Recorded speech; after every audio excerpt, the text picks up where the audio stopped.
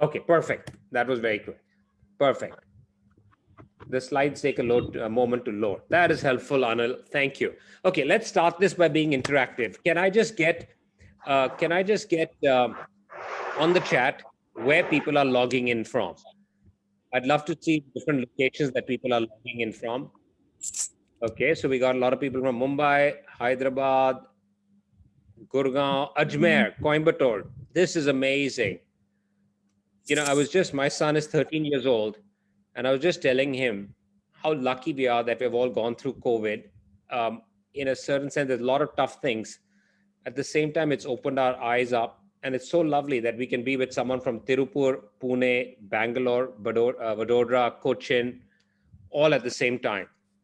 Something that would not have been possible much earlier. Ludhiana, Nagpur, excellent. Okay, so let me start my presentation. I guess it takes a few seconds for the screen to load.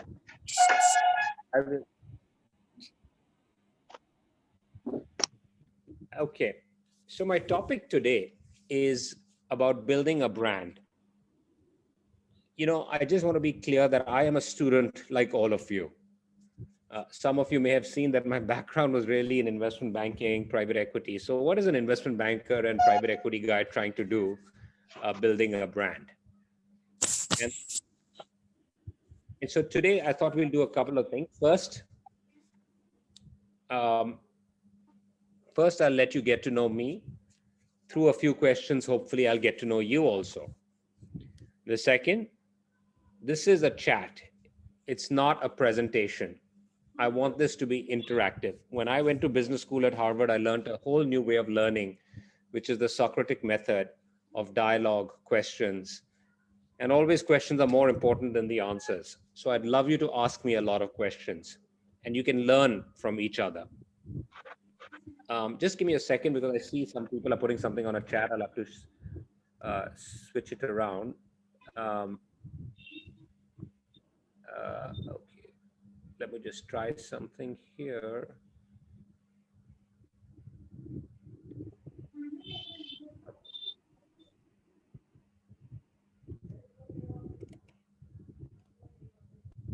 And most important, the focus of the presentation today is elements of brand building. But given I'm a student, I don't like to really teach. I'd love to facilitate a discussion. I only have my experience building on Nicobar. And so a lot of my examples are what we've done at Nicobar. It is not the only way. It may not be the right way. But I think by seeing some things we've done, maybe you will get some lessons through it. And so the third section will go through each of these things on what I believe you're looking for. What are the most important elements of building a brand? I will elaborate on all of this in the end, so you don't need to take notes right now. But this is what Nicobar's done well. We started with a unique product, a design signature. There are things we do to be a listening organization, to staying close to the consumer. For us, there is a lot of clarity of what success is, and it is not just revenue or profit. We have brought a coaching mentality, always searching for talent and a mentorial attitude. We live the brand. The vocabulary you use when building a brand is very important. And always building brand assets.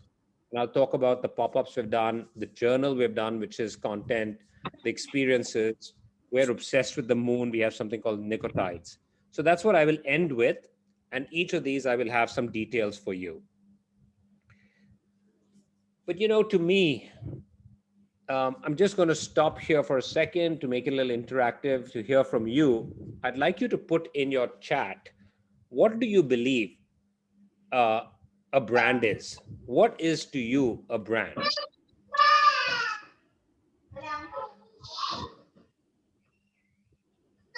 Okay, someone says it's vision. What else is a brand? If I asked you what is a brand, it's a philosophy for doing things interesting. It's a unique identity. Absolutely. It's a promise. Brand is about the emotions attached. A brand.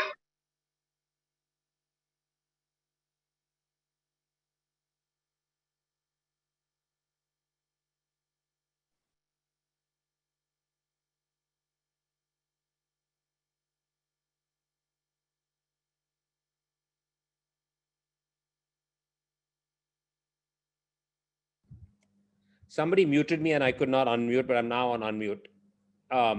Such lovely answers by all of you. A brand is a philosophy for doing things, says Panchami. It is about a unique identity. It is a promise. It is the emotions you carry, a critical idea. It's a perception or impression. It's something that sets you apart. It's a persona. It's something, a brand is a solution to a problem. It's a story with emotions. These are lovely answers. A brand is recall value. Okay. To me, think of a brand as a person with its own unique personality. Rahul says it's an identity that defines the quality of the product and service to customers. So when you think about Nicobar, for those of you who know, if I tell you Nicobar is a personality, what kind of words come to mind? To describe, yes, minimal, a vacation vibe. Sandeep, can you say why you say vacation? It represents modern. It represents beach, calm, soothing, fun and modern, island, free-spirited, interesting, hipster, modern cups, Indian and quirky, relaxed, premium, responsible, conscious choices. My gosh, I love you. This is fantastic. I wish the internet were working better and we could interact with each other on voice also. But I'd love to call on Tanvi. If you can unmute Tanvi. And Tanvi, you said, I forgot, it's gone so quickly, but you said something about easy Indian. What do you mean? Let me try if this works. It'll make it a lot more fun. Urmila Mascara says Indian heritage. Can anyone unmute and want to share through the voice? Let me see if that works. You can put on the chat that you are unmuting and then share. Laid back. Indian aesthetics in a contemporary form. For me, it feels Sri Lankan. Shalini, why do you say Sri Lankan? What is Sri Lankan to you? Shalini, can you add in the chat again? What is Sri Lankan to you? If I say describe brand Sri Lanka.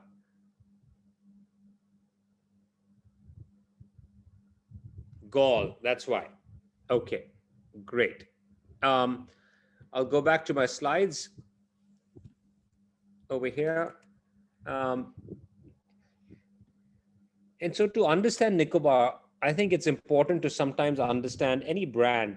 It's important to understand the founders' journeys, because invariably the brand comes out of a very personal journey and what matters to the founding team. So if you look at this, this is me. I grew up in the Navy.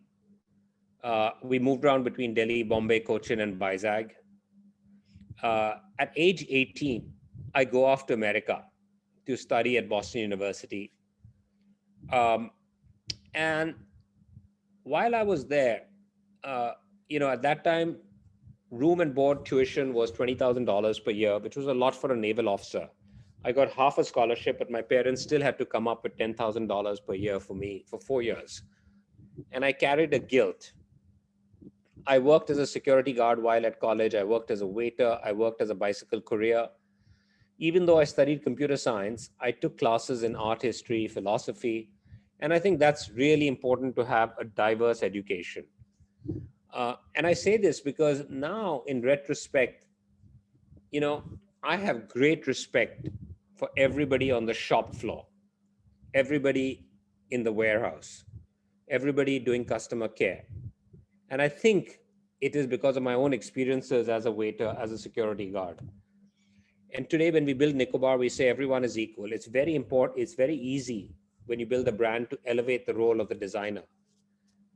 And the designers are very important, but equally important is, translating that beautiful design experience and story onto the shop floor. So how the retail person, whom we call brand ambassadors, and I'll talk about the importance of vocabulary, how they tell that story. When you order a package, it's really important how much care the warehouse person will take to package that. We send packages from our shop floor. So it's very important. When you call with a problem, the product can be the greatest, but if you have a bad experience on customer care, you're going to destroy the brand. And so I talk about connecting the dots because my experience of respecting everybody probably came out of my growing up in the Navy, probably came out of working in these different roles. I went off to Harvard, I studied my MBA. And then I was very lucky that I was at Goldman Sachs, which was a premier investment bank back in the 90s. And I learned three things. I learned the importance of culture. I learned the spirit of entrepreneurship because I worked with a lot of entrepreneurs, and I always enjoyed the entrepreneurs more than I did the bankers. And Goldman Sachs had a philosophy saying they were long-term greedy versus short-term greedy, which is they always thought about the long term. And that really made a difference to me. After being away for 18 years, I come back to India, and and I meet my wife, Simran Lal, whose mother started Good Earth. Um, and and Simran has been my most important influence in my life. And today, I believe a lot more in emotional intelligence than in IQ. I found my purpose, which I call inspiring India to modernize without necessarily westernizing. And I'm so, I just feel India has such a lovely history, tradition, culture, and yet we're not able to interpret in a way that is sometimes relevant to how we live our lives today. And yet all the wisdom sits there. So one of the classes I am doing is a 3-year course in Vedanta. It's a 3-year online course. I wake up every morning and I study for an hour with Simran online between 5:30 and 6:30. And I put down over here a quote from Michael Jordan, because everything I've learned through sports. Michael Jordan, being the greatest player in basketball, talks about how many times he's missed game-winning shots, how many times he's lost. And the reason he succeeds is because he's willing to fail over and over and over again. And I think that's very important. Whenever you do something, especially brand building, there's a lot of experimentation. Some things will work, some things will not. You have to be open to experimentation and evolving like an organic forest, not a manicured garden. And finally, I started meditating about 9 years ago, and with Sadhguru. And that's when I found this purpose around, in that silence, I found my purpose around really inspiring India to modernize without necessarily westernizing. And I would say in India, when I came back after 18 years, which was about 14 years ago, I found three things happened to me. One, I didn't find enough organizations over here. I was working in private equity with General Atlantic, but I didn't find enough organizations where I felt I was passionate about the culture. So I really wanted to create my own culture, one where you're able to find holistic personal and professional growth. That's point one. Point two, I married into the Lal family, who also run, in addition to Good Earth, Royal Enfield motorcycles, Aisha trucks and buses. And I found an amazing family with amazing integrity who thought long term and combined family values with a professional orientation. And I thought that combination is very powerful. And third, I found my purpose around. So Nicobar actually came out of this desire to, one, create a culture, where design talent is truly harnessed. Why are we a country only of manufacturing and not great design and great brands? And so that became my purpose. How do we create something from India that stood on its own? And I'll talk about that next. And also a culture which was really rooted in family values and yet with some professionalism. And so I'm going to talk about Nicobar in 2 minutes and then go to brand building. But before I do that, I'm going to just take a pause, look at the chat over here. Does anyone want to know anything about my background before I get into brand building? Okay, Tanvi asks, what age did I find my purpose in life? Probably in my 40s. And it came through reflection. It came through silence. And a good question from Priyashmita, what's the difference between modernization and westernization according to you? To me, westernization is what is happening in the West, which is traditionally Europe and the US. Modernization is what is relevant to the whole world. and living in today's world. Uh, we will talk about marrying purpose with profits. The course on Vedanta that I mentioned is from the Vedanta Academy. It's by Swami Parthasarathi. Harshit wants to know what Nicobar is. A little bit more about my Harvard journey. We'll come to that. I do want to focus on brand building. Thank you, Shalini. I believe you shop at Nicobar and Good Earth a lot. And you know, Urmila, I'm glad. I do feel like, you know, and I'd encourage all you students to really think about creating brands that are rooted in India, because I think that is the time has now come. And Urmila says that post the pandemic, I love the way we have started looking at Indian brands and started appreciating them. And private equity players have been creating great brands. Absolutely. You know, private equity is an integral part of brand building also. Shubham, maybe I can answer that in the end, because I do want to get to brand building. What is the message that you think you should have known at age of 30? Maybe I'll answer it right now. And it's a philosophical answer, but I'm with my son here. He just turned 13. He missed online school a couple of days because we were in the Maldives. And I was telling him, son, Raghav, you know, school is really important. Learning is really important. That is what has kept me going. And I think the most important thing is curiosity and learning. And he looked at me and he said, Dad, more important than school is knowing yourself. And there's another course I'm doing with Google. It's called Search Inside Yourself. And it is about going within and understanding yourself. So if there's something I would have explored more, is how does one realize truly and accept truly who they are?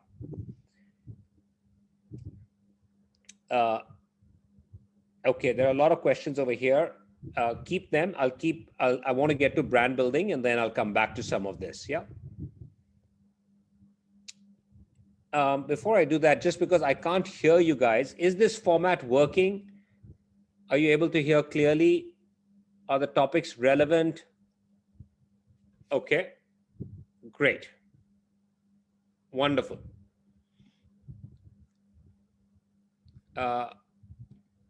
Okay. And now, so what I'm going to do is in 5 minutes, I'm going to just tell everybody who Nicobar is for those who don't know.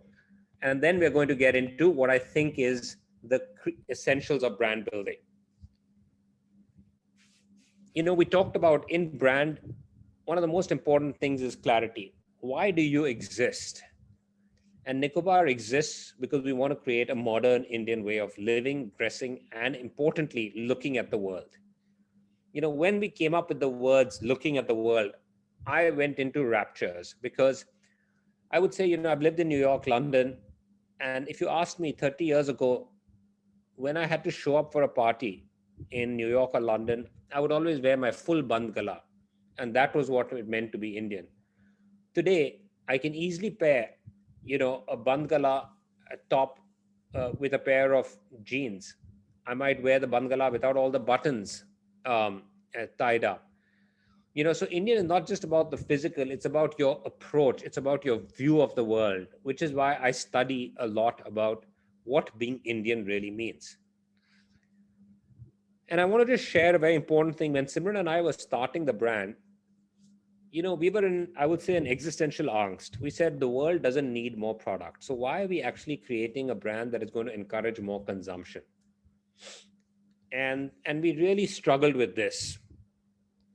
Finally, what we realized is absolutely the world needs less product, not more product. At the same time, we need product that is made in a certain way, that is made responsibly, that is made with organic materials, that is made with natural materials. And brands need to be built that encourage this lifestyle. So I like to say that while on the surface we sell products, you know, we're really trying to sell a way of life, of consuming mindfully, while helping India create a clear, distinct design signature. So just like IKEA to me represents Sweden, Muji represents Japan, and someone mentioned this, that Nicobar reminds them of Sri Lanka. To me, Sri Lanka is all Jeffrey Bawa. So they have a very strong design signature.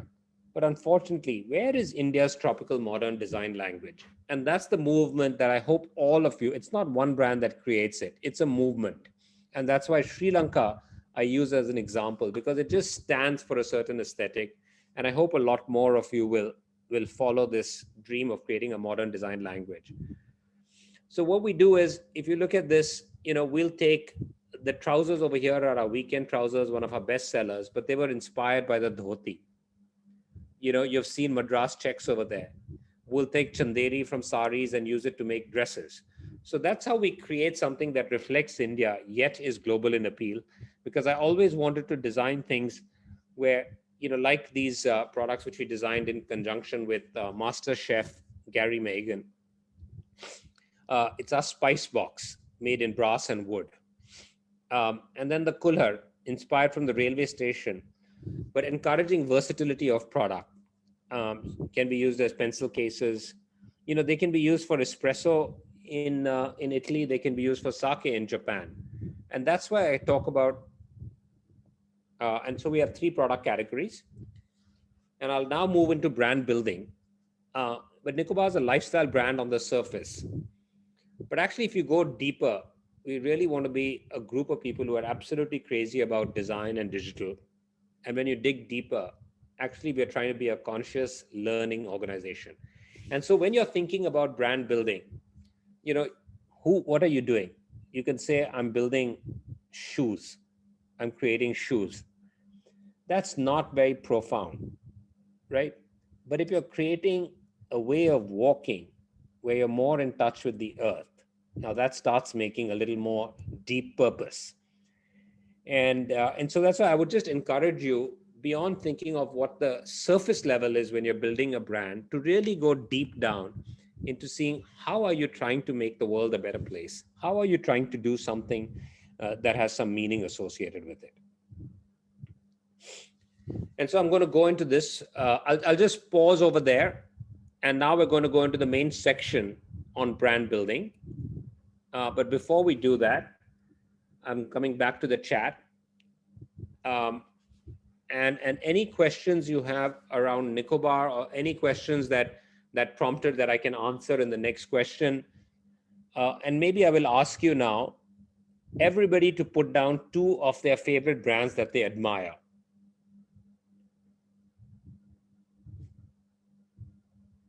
Yeah. Good Earth, Fab India, Perot, Nike, Apple. To make this more meaningful, let me ask you all to again do that, but put down why, right? So just put down, and I think this is important. I'm going to give you all 3 minutes. So I'm not going to speak. I'm going to just put down why. Okay, someone says Chumbak because of a unique style and design. Tesla because of eco-friendly and the economics. Apple because of design and use. Nike feels sporty. March T, amazing storytelling. Lovely. Ekaya and Banaras helping the weavers to reach heights. Yeah, it's a deeper purpose. Muji, advocating a lifestyle of minimalism and mindfulness. Summer House for their honesty and commitment towards, as you look at this, Tarun, you say label life. I want to know the reason. Rahul says Volvo, known for safety. And as you look at this, Ancestry Store because they are rooted in culture and tradition, you can see all these are speaking to something in you. Maybe Alankara is someone who is rooted in culture and tradition. Good Earth because it feels like home. Urmila loves Good Earth and Fab India because she loves being Indian. Shopify, it's an elegant way of communication. Muji for the philosophy and ethos of simplicity. And you can see what you're all resonating with is the purpose of the brand. Afreen, I bet in her life, she finds modernity and Indian culture rich and fascinating, which is why she resonates with raw mango. Ameya is probably loves minimalism as a philosophy. There we go. Mamta says, Fab India reflects her. It's earthy yet trendy. Farhan has read Shoe Dog by Phil Knight. Yeah, I've got 99 messages over here. Lovely. So, the takeaway here as point 1 in brand building is, what in the brand is going to connect with someone else at an emotional level, right? A brand ultimately reflects someone else. I buy Nike because I think I'm an athlete in my daily life. I buy Apple because I like having design in everyday living. I buy Nicobar because I think it makes me more mindful in my consumption. Um, Great. Uh, Lovely. Okay. Um, Someone says I'm not audible. Am I audible? If someone can just respond. Okay. Okay. D2C, someone asked what D2C is. Thank you. Someone asked what D2C is. It is direct to consumer. So in the old world, Nicobar would produce product, and then we'd go to a third party. Like in India, there are very few who really do it at the level we could, like a Shopper's Stop or I don't know, all these. There are no places that Nicobar could do the distribution, but typically you'd go to a third party who would sell your product. D2C are brands who sell directly to consumers. Okay, I'm going back to now my brand.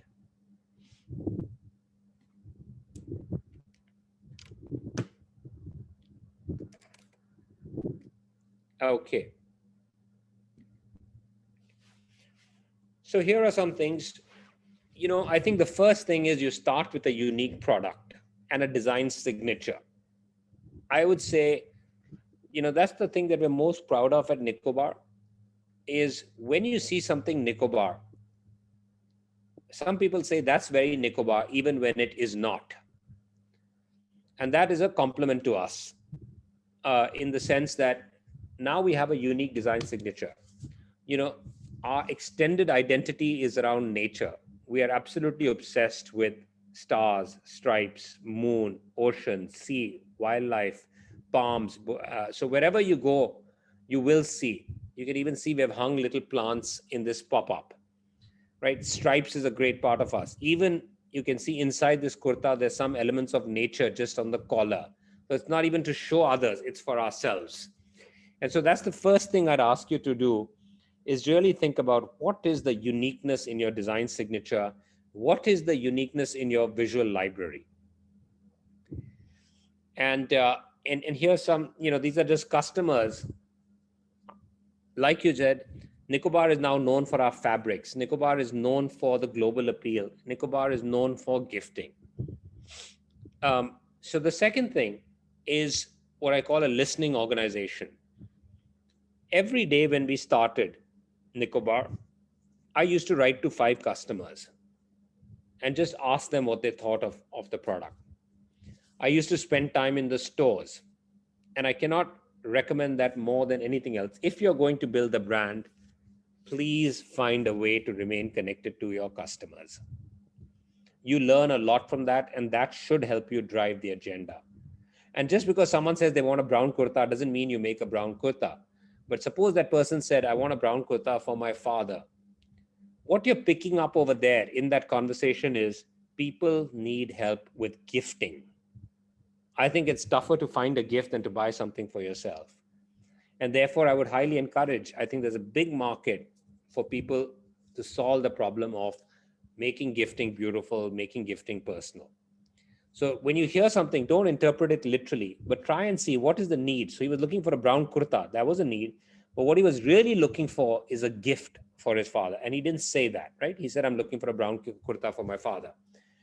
So this is, these are quotes that we have a chat with all our retail team members. They share the revenue, walk-ins, etc. for the day. But I ask them to share customer stories. So if you're going to be a listening organization, you got to create a ritual around listening. So on our WhatsApp, we hear about when we let a customer down. We hear about when we looked after customers and what delight customers caused.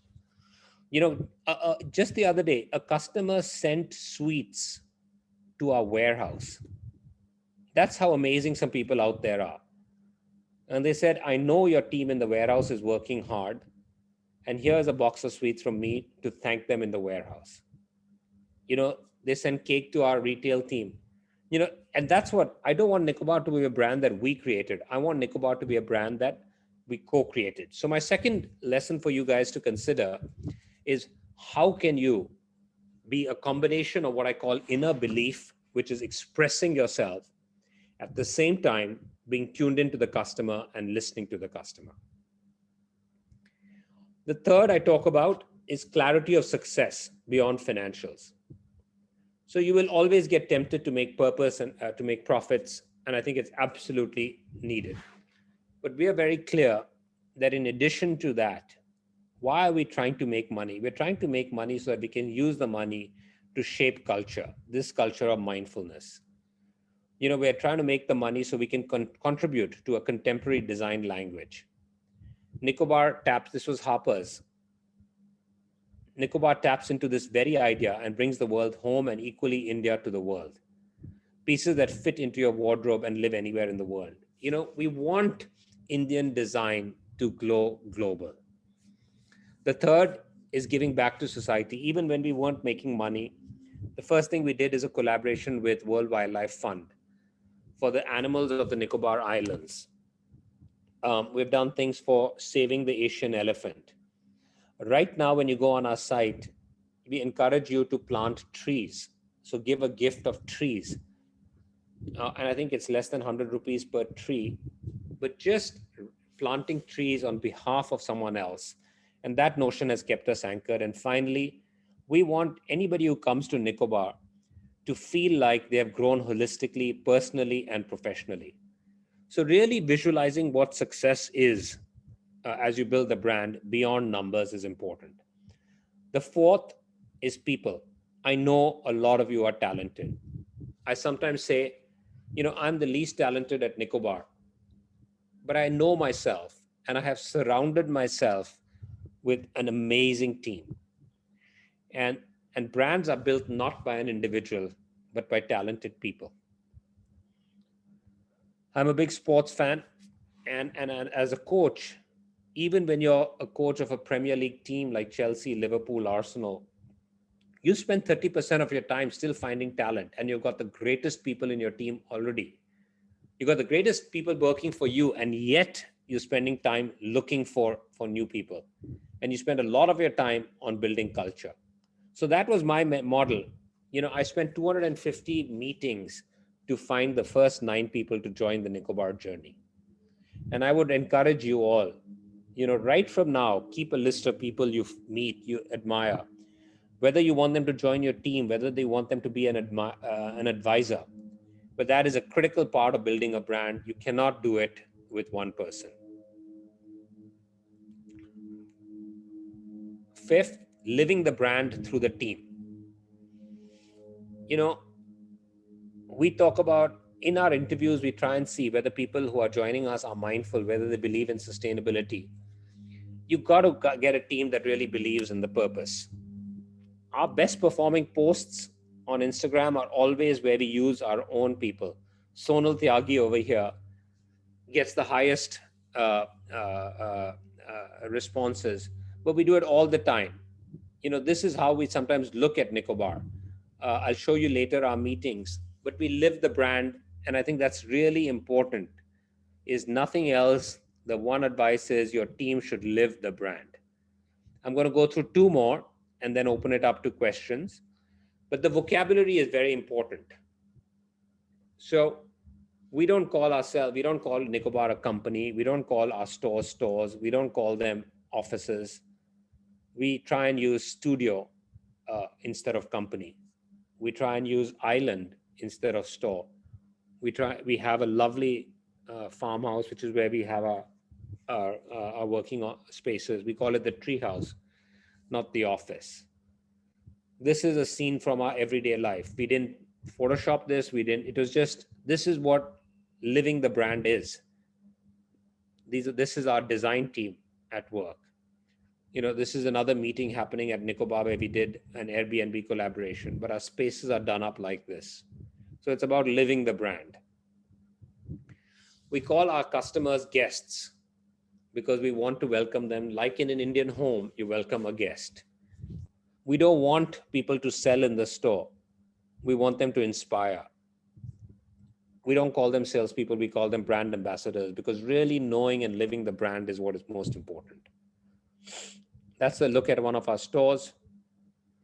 And then finally, I'm just going to go back. The last thing I'm going to talk about is, not everything can be measured, but always think about creating additional brand assets, right? So what are you doing that is memorable beyond the product itself? And so these are some things that we did. Right at the beginning, we launched Nico Journal, which is where we talked about our philosophy. We showcased 100 young, talented people who were doing things which we felt were in the same way of mindful living, rooted in design. Seema Sondhi's yoga studio, Sarah Edwards at Copper and Cloves. We had Blue Tokai Coffee, Bare Necessities for Sustainable Living. We launched Nico Radio, which is our playlists, and I'm thinking about doing a podcast to share my philosophy. Again, it'll be available on Nico Radio. We're obsessed with the moon. So every new moon and full moon, we try and do something special. Very soon, we'll be launching on Nico Tides, a contest for all young designers, to a contest where if you win, Nicobar will work with you in bringing a product to life. Nico Kara is our cafe. Nico Core is our products that are always there. This is our team putting up a pop-up. Nico Journal, which I just talked about. And then we used our store. So this is our Bangalore store. We use it for a yoga brunch. We clear out the racks in the morning. And again, it's just to introduce people to a way of living. And we love collaborating. So these are some of the collaborations we've done. We're doing something more with Bira. We just have one going on right now with Asian Paints where we designed wallpapers for them. And so I just want to wrap up with this slide on brand building. And I hope, and I'm going to ask you in the chat, which of these resonates with you the most? Starting with a unique product. So please think of it. Becoming a listening organization. Having clarity of success beyond financials. Building a team and viewing yourself as a coach. Living the brand and the importance of vocabulary. And finally, building brand assets, decisions that are sometimes not measurable. So with that, I'm just going to stop the formal part of the presentation here. And I'd love everybody, I'm going to take, I want to know from you, what resonated for you? What is something new you learned? Inviting customers as guests, building team and working as a coach. Urmila says everyone is important. Yes, everyone is important. Living the brand, experiences and collaboration, pop-ups. I'm glad someone talked about the importance of vocabulary. Many people did. Customers as guests, non-measurable brand assets. Team should live the brand. Observe. By the way, I must say thank you. You guys are a phenomenal audience. There's almost 600 of you over here. Before COVID, we would never have had a time to do this. Design importance, out of the box culture, collaborations. And now maybe we can Afreen listening organization. Yeah. It is now, I think, it's about 12 o'clock. So we've been going for about an hour, keeping a list of people you think are talented. Now, there are a lot of questions over here. And I really want to thank all of you for being so involved. I really wish I could hear you. It would make this so much more lively. Don't sell, influence. And one thing I want to learn which is, I hope you all are learning from your colleagues over here. And you can see some of the insights people are sharing are very valuable. Yeah, and I'll start taking questions. Thank you. Somebody at least is enjoying the session. Afreen is enjoying the session. Okay, now the comments are going very fast. And so I need to know, okay, I'll start picking. Ria or anyone, do you want to start asking me questions? Do you want me to take questions? Should we take a 2-minute break? So we can, I think, take few questions from the chat box. And Rahul, you're not able to hear us, right? No, I'm now hearing you absolutely clearly. It was beautiful. You're able to hear me? Who was Okay. that? Ria? It's me, Ria. Yeah.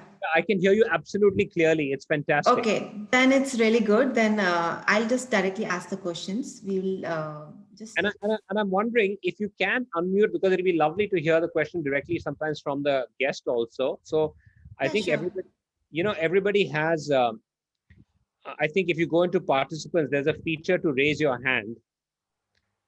And maybe you can use that to raise your hand and ask a question. Can we try that? Yeah, sure.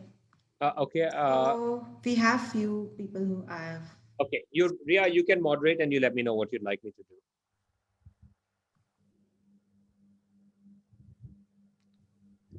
Okay. Hi. Hi, Ankita. Yeah, so I just would like to know, how do you make sustainable fashion more affordable, because it's very costly? Look, again, I think it is. It is. See, there are. Let me. Um, okay. So if you can visualize everybody, um, three, almost a stacked bar. At the bottom is the cost. Then there is the price. And then right above price is what I call perceived value. Yeah. So you got cost, price, and perceived value. Can someone put in the chat, what is the difference between price minus cost? What is that? What is perfect? Simra, okay, perfect. Profit and margin. Absolutely. Perfect. Look at you guys. Amazing. Okay. So now when you build a brand, what is the purpose of the brand? Is the brand meant to reduce cost, increase price, increase perceived value? What do you think a good brand does? All three, okay. Increase perceived value, says Sandeep. There we go. Very interesting. I'm surprised. Okay. Now, okay, lovely. So, there are brands that just work on reducing cost. But if you're in that game, you're a Walmart, you're an Amazon, and you have to have deep pockets, and usually one or two people win as the lowest cost in the industry. What most brands do is work on increasing perceived value. And I think you all, I'm very amazed and proud that so many of you have talked about that. And so how does this relate to, Ankita, how does this relate to your question on sustainability? Does it relate, that example that I just used? I'm going to answer it more directly now, but I'm wondering whether you've seen the answer.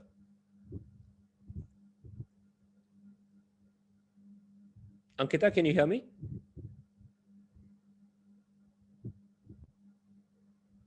Yeah. Ankita, can you, oh, you cannot unmute.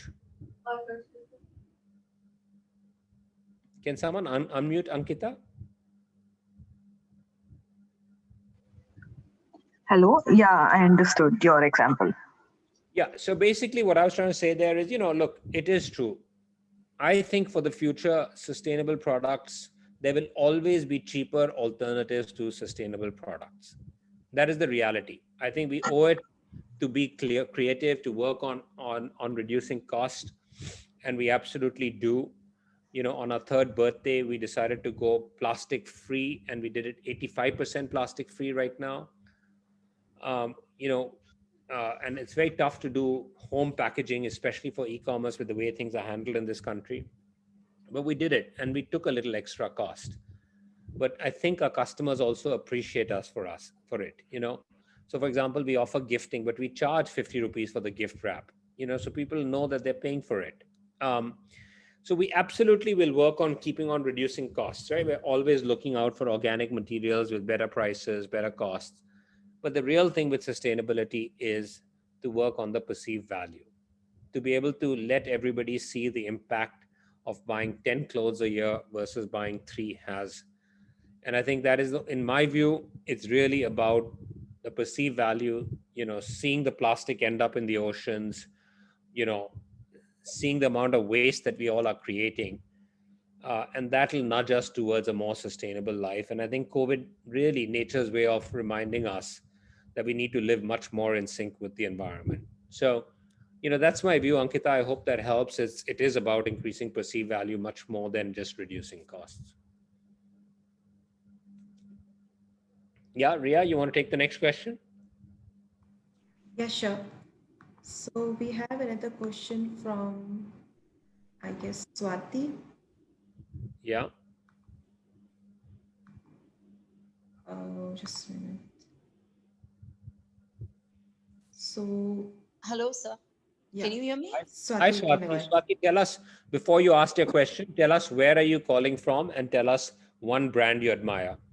I At the moment I love Good Earth because I've just started a small label called Rohati, and uh, it is basically on handprint, and I am using both the media like natural with I mean I'm using the fiber, viscose, and amalgamating it with the rayon or maybe any Yeah. other nylon thread. But Okay. And what is your question? yes, but I don't want to do that. I have to do that just for the reason I love sustainable products, but the market is too, I mean, it's very challenging.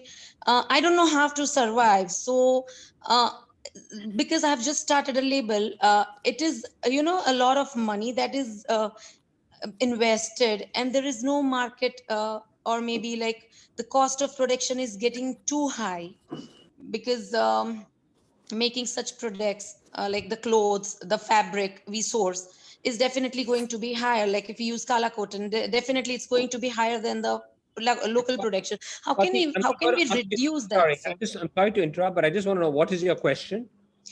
How can we reduce the cost, and how can we make the product which is I want to work on sustainable ground. How can we reach to the clients who wants our products? I have clients, but they don't want to buy the product at that cost. So how can we reach at the midway somewhere so that we don't make losses, but the clients who love the product can buy them, sir? Look, I have bad news for you. Uh, I believe that in building a brand, you have to be prepared to go for 3 to 5 years of losses. And you need, it's very difficult. I don't know of brands that are profitable within year one, right? You may need a services business to fund it, or you may need investors. Uh, Yes, sir. and so, it's not easy starting a brand. I mean, even with Nicobar, and we've been so lucky, we had to take losses for 4 years. Uh, And sir, how can we bear it? I don't have that big fund. So that's where how it can comes to finding it. That's why I said it takes a team. You have to find someone who believes in your mission, who believes in your vision, who you can partner with. Um, Okay. and that is absolutely needed. My own route was I decided to work in banking. I had some savings. I decided to use some of my savings to do this. So everybody finds their own route. Um, it is not, no business is profitable. Very few businesses are profitable from day one. And especially if you're building a sustainable business, you're choosing a harder route. Yes, sir. Yeah. But the Okay. only thing is right now I'm compromising, which I don't want to. So will that work like gradually, or I have to completely cut off what I'm thinking and start doing what exactly I want? Look, I can tell you, I do not believe there's anything called sustainable. I think it is all a journey. I think we Okay. all have to understand that it will keep getting better, but we have to start the journey with one small step. So, in that sense, I'm not a purist. I think being mindful, being aware of the kind of choices you're making and why you're making them, everybody has their restrictions. And I don't think it's good to judge anybody, right? But I think the mindset, are we trying our best, is important. All right, Yeah. sir. Thank you so Okay. much.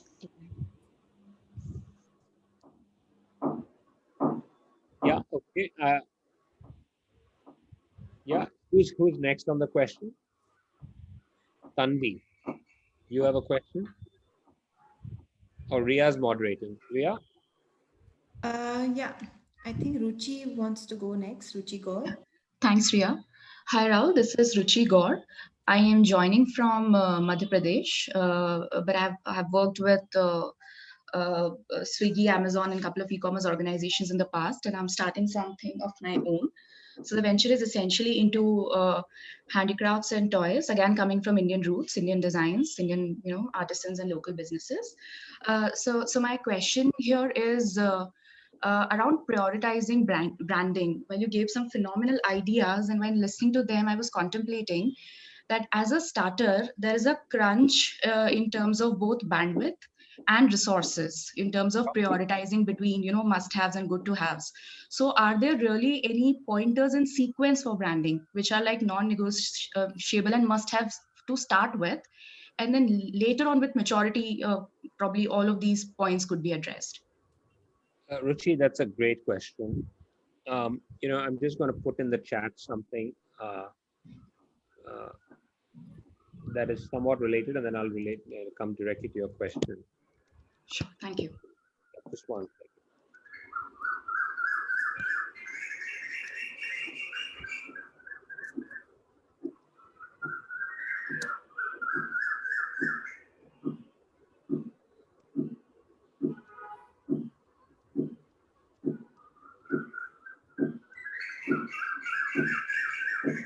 Yeah. Now I just want to ask. I hope there are some football players or people who watch football over here.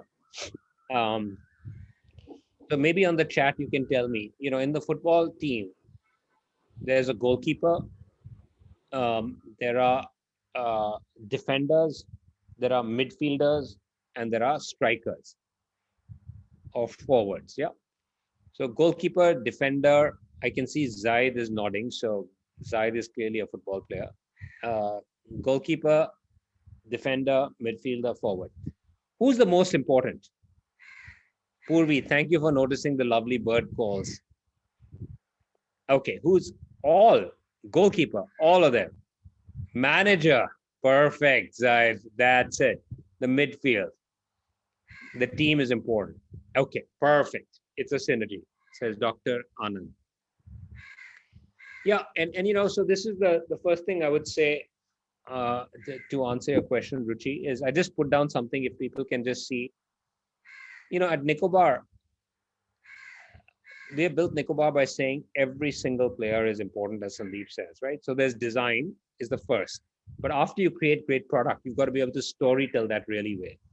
And after you decide to do it storytelling well, you've got to create great online and offline experiences. And which is our retail store, which is our website. And that can only happen if you have a great operations backbone. So if the customer keeps coming to your store and you're always sold out, or you have the wrong size, or when they come to return something, you don't know how to run the process, right? It's going to destroy it. And so the reason I say that as a backdrop to Ruchi's question is, look, Ruchi, it's almost like riding a cycle where, you'll go off balance at one point and to come back by pressing on a lever for something else, right? And so in brand building, the most important thing is being clear of your why. Why do you exist? I think don't start anything till you're absolutely clear on the why. Okay. Then obviously you need to have a visual identity, but do not stop at just the visual identity. Try and develop the whole library, or at least the initial part of the library for your brand. So for example, at Nicobar, luckily we just knew that nature is all for us. And so our visual library had palm trees, had elephants, had parrots, right? So it was not the logo itself, but it was that extended visual identity that is your marker on what makes you unique.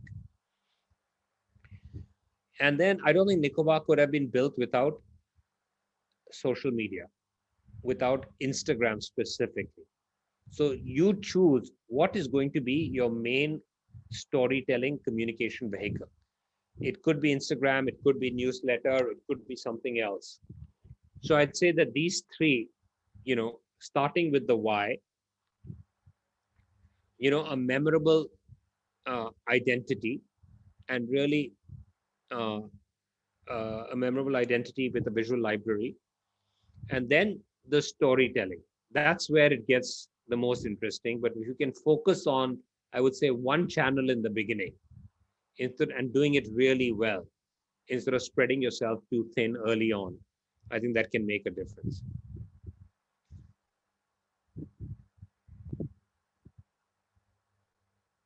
Yeah. Rishi, do you want to ask a follow on, or is that you're on mute?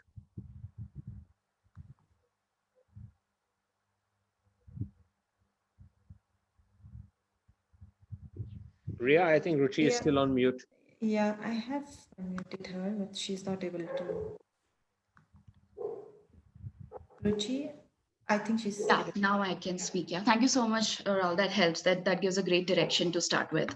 I think my takeaway And would all be. the best. Yeah, thank you so much. Thanks a lot. So, Rahul, I have a few questions. Like we had prepared one slide that we can probably go ahead with, and these are the questions which really help everyone in the session to understand what is Nicobar and what's the Nicobar's journey, and more related to brand development and everything. So I'll just share my screen and present those questions here. Hello. Yeah, Ria, for some reason I could not hear you, but I think you're going to present some questions on screen. Yes, yes, yes. I'll just do it once.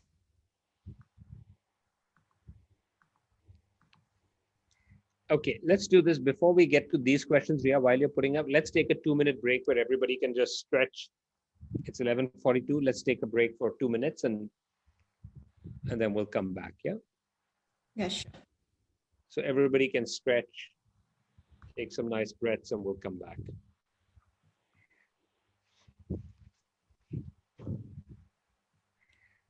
So everyone, we are taking a 2 minutes break. So let's be back after 2 minutes and then we'll start with the questions. So thank you.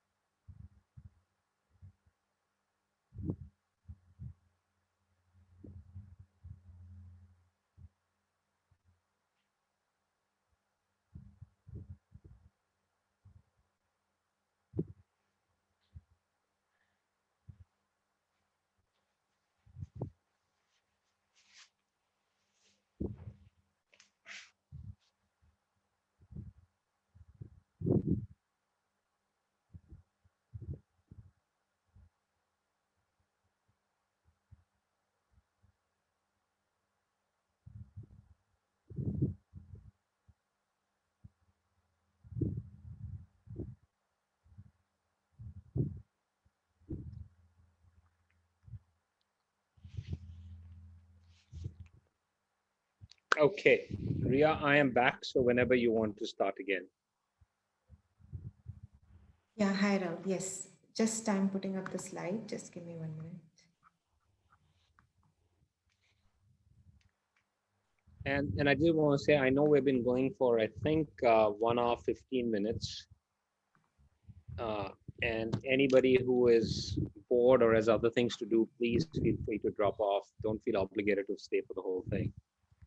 Are you able to see my screen? Yes. Yes.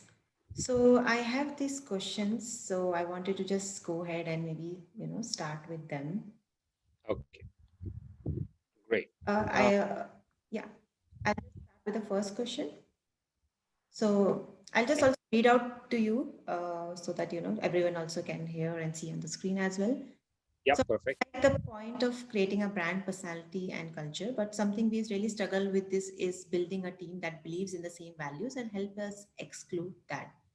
So what are the best ways to find people who believe in the same?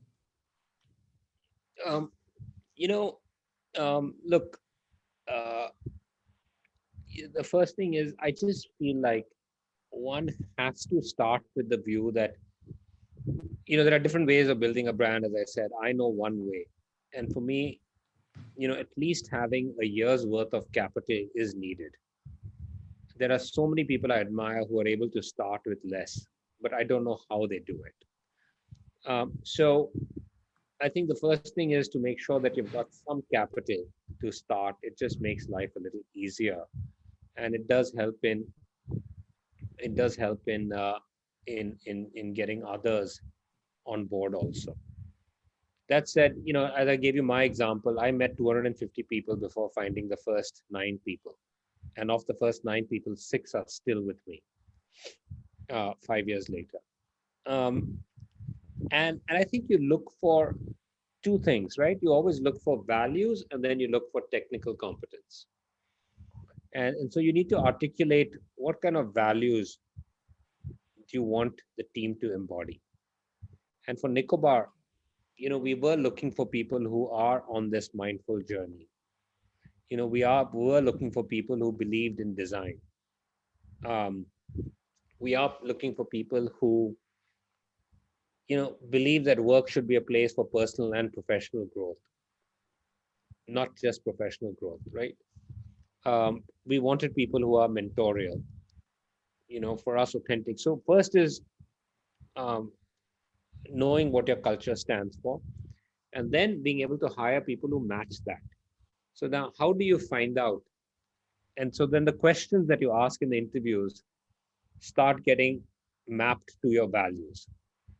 So, I'd ask people, do you meditate? What do you think of meditation? I'd ask them what their favorite brand was. I'd throw in some sustainable brands and ask them what they thought about it. And all the time, I was just trying to find out how did their responses match the values. Uh, that's you know, and I think you will find it. I think it is really first knowing yourself, and then asking the questions to match that. And then on the technical side, I always have, an assignment to give them, and an assignment that they cannot do immediately on the spot, but actually requires some time to do, which shows me how committed they are to actually wanting the role. And so, that's my advice is look at the values and look at the technical, so for example, on the website, I would tell them, come back with a critique of our website. If I'm hiring someone for digital, come back with a critique of our website. Tell us what we can do better. Tell us what you think is resonating with the guest. Third, tell me 3 brands that we should be studying who are amazing with their digital experiences. For someone on retail, I would say, go be a mystery shopper in our store and tell me 3 different stores you have to visit in the city, or 2 stores, whatever, and come back with some feedback on that. Sometimes I would tell someone, just call into our customer service and evaluate my customer service team. And so I think that those are some of the ways that we hire. Okay. So that's really good to know. And I would like to go for the second question. How has technology and social media contributed to the overall growth of Nicobar? As you remember, I said on the first level, Nicobar is a lifestyle brand, but really we're a brand who's crazy about digital and design. And so, um, uh, I don't believe that anybody can exist today without understanding technology. I think of the 6-7 billion people on the planet, there are 50 million people who are effectively deciding, because of their coding skills, the course for a lot of us. So I would highly encourage people to really get into technology and understand it.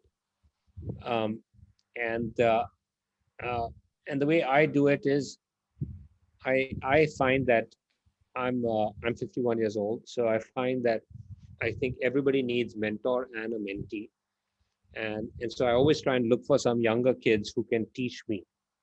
And so every Sunday I have a 2-hour session from 11:30 to 1:30 with two young kids, and they're helping me with a Facebook marketing course. Right now we're doing something on Shopify, so they are helping me with things on Shopify and plugins.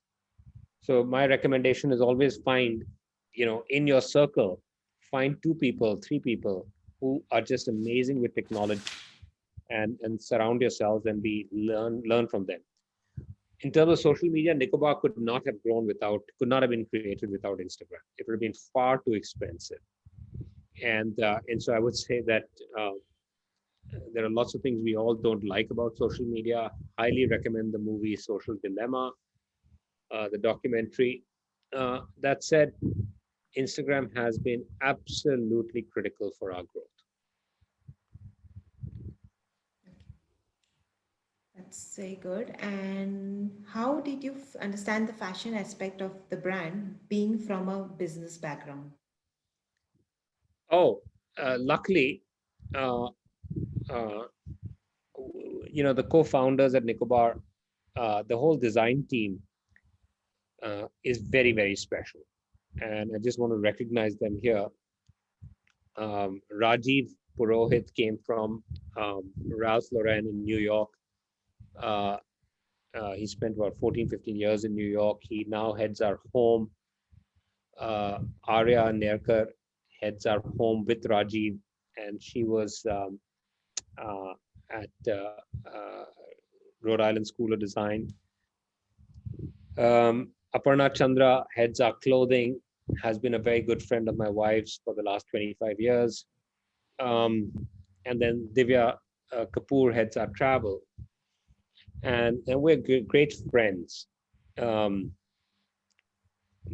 but one thing they've told me is, Rahul, you can make a lot of decisions at Nicobar, but you don't make a single design decision. You can give us your inputs, but don't make a single design decision. And that has been the secret to Nicobar. I have never made a design decision at Nicobar. That said, I have some ambition for creating more of a men's line, and we'll see where that goes, where my design journey goes. But I say that in jest. But again, it comes back to what my son told me: knowing myself is the most important thing. And I knew that with Simran there, she is the most amazing person when it comes to creativity, and how she has worked with the design team. And all 4 of our design team members have been there from the beginning. And I think that's very rare to see. And it's truly a team performing at its best. So I learn a lot. I mean, I read things like The Business of Fashion. I, I attend sessions like this. So I'm very curious. Um, but I know it is not my strength. I think I'm very creative, but that does not mean I can design clothes or design home products. And so I would say the answer to that question is, play to your strength and complement your weaknesses. Okay, that's really good to know, Rahul. And how to find manufacturer have a clear idea about starting a fashion brand from scratch. Look, it's not easy, right? Again, it always comes down. I can tell you that, we have a partner. His name is Sanil. He's been with us from day one. We have again become friends. I think with all these things as an entrepreneur, you're first selling a dream. You're selling your values, you're selling your dream. You've got to find people who believe in that and who support you, right, for the long term. And so I don't have I can tell you, it's not easy for us. But Sanil, for example, is one of the people who actually just stayed with us from the beginning. And so I think the answer to that question is, find people in the manufacturing space who share your values. I can't emphasize this enough. The more you can find people who share your values, the easier life becomes. Makes sense, yes. So the next question is already we have asked that before. Also, you must have faced a lot of challenges, while starting this brand and, a lot of difficulties. So what were those difficulties you have faced and what's been the highlight in your journey? You know, um, it's I would say that the look, the difficulties. I have a problem with the word difficulties, but I will answer the question. I believe that every person and every circumstance is in your life for a reason, and and uh, and therefore, one has to just look at the difficulty as what is the learning in it. Um, a great philosopher from India, Krishnamurti, said, "The secret to my happiness is I don't care what happens." And what he meant there is that ability to take everything in his stride. And it sounds very philosophical. It sounds very esoteric, but I highly recommend stay with this thought. If there's one takeaway from today, it really is: can you reach that point in your life when you really don't care what happens? And that doesn't mean you don't care. You actually deeply care, but it doesn't affect you. Um, and so I'll talk about some of the things. Um, we were about to sign a lease in Khan Market to start and launch. We're a Delhi-based brand. Um, this is now back 4.5 years ago, and we had agreed all the terms. It was going to be our first store in March 2016, and after looking for 3 months, we found this place in January, and or in December. And at the last minute, he backed out because somebody gave him a better offer after having agreed with us. And and being a Delhi brand, suddenly 3 months to launch, we don't have a store. Clothes have started coming in. It was a big setback, and and and we were looking for a store in Bombay also as our second store. I happened to be in Bombay the day that we got this news. The next day, we got a location in Bombay, and we just said, okay, we'll start in Bombay, and we started in Kalagoda. And I think, in a certain sense, Bombay is an even better market for Nicobar than Delhi. We don't do enough for winter, so we got lucky. So I think retail locations is always a tough thing. The thing that I struggle with is also my source of joy, which is HR. And I think, we've had some people leave Nicobar. Um, I now believe that having a great alumni network is a great sign of an organization, and people have to come and go, but it still hurts. Some of my closest friends may have left Nicobar, and yet we remain friends. Everybody has their own journey. But as an entrepreneur, I think the toughest thing is when you truly believe in someone, when you literally give your life for them, you nurture them, and then they decide to leave. It's not easy to handle. Of course, I've become better at it. But for me, I believe I invest in the top 1% in this country in terms of our people, in how much we care. And so I would say that still is one of my biggest difficulties is dealing with people leaving. But I think I'm becoming better at it. Okay. So there's one more question. Like Nicobar is known to invest in very unique ways to engage with customers and retain them. Can you maybe share a few corroborative instances? Look, uh, typically we collaborate with people who may happen to be our customers, but the latest collaboration is with an organization that I admire a lot, Asian Paints. I do feel like they're one of the great brands in this country. It's an incredibly well-run organization. If you're studying culture, I mean, that's an organization worth studying. How have they maintained this kind of a market share and lead for so long. So we're doing a wallpaper collaboration with them, and that's because they came to us and said, this year the theme is the moon, and we know Nicobar is obsessed with the moon. So again, there was a values match over there, and that's why we did this Luna collection with them. With Airbnb, we created experiences. So you could come for 4 hours, meet the design team, meet the founders, see the design process in action, have a styling session. So that's another example of a collaboration that we've done. With World Wildlife Fund, we did another one to save the marine life of the Nicobar Islands. Again, a values match. So I'd say the common thread over here is really just having a values match with who you're doing. We're now launching something with Bira, the beer, again, an interesting Indian brand that has the potential to go global. And so that's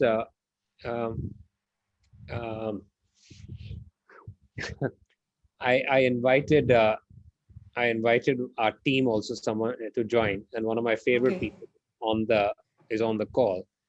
And hearing me talk about our team, she says, Rahul, you're being an inspiration and true leader for all of us. People might leave and come back again. What matters most is values, which we don't let any situation hamper our island values. And you see that, and this is Santosh, who's just amazing, who represents our culture. And all I'd say is, I think just being authentic. So I hope I answered the question of collaboration. What I will tell you is, as soon as we went into lockdown, we decided to connect with our customers over Zoom. And we invited groups of 20 customers, and we had a 1-hour session with them where we just heard from them, learned from them. And we actually broke them out into breakout rooms. We asked them, what do they love about Nicobar? What are 2 things we can do better? And then we picked one theme, which is, what do you think about gifting from Nicobar? Or what do you think about travel? Or do you prefer shopping online or offline? So we take one topic and really go deep into it with our customers. So that's another way that we collaborated with our customers. Okay, so we have the next question on the slide. Brand building, it's more related to brand development and building. So it's also about ensuring quality. Could you briefly talk about what measures your brand took to ensure about the quality about their fabric and other things? I will answer that in 1 second. I'm just putting on the chat that everybody who wants to write to me can just put in, because I'm not very good with emails, but there have been people who wanted to manufacture with us. There are people who want to join Nicobar. There are people who just want some advice as a founder. So I'm just going to have you write to me at care@nicobar.com, and in the subject line, you can just put Shopify Digigrad Rahul Rai in.